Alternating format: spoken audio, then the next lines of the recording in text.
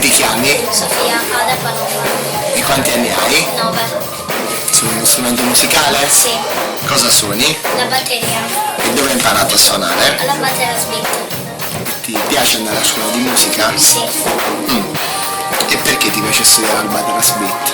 Perché quando non capisco qualcosa, le lezioni cioè magari le pagine che non riesco a fare bene, le ripetiamo varie volte e poi alla fine quando c'è un saggio che dobbiamo fare, facciamo quasi tutti i giorni la canzone che dobbiamo suonare. E consiglieresti Bateras Beat agli altri studenti? Sì. Quindi sei molto soddisfatta? Sì. Saluto a tutti. Ciao.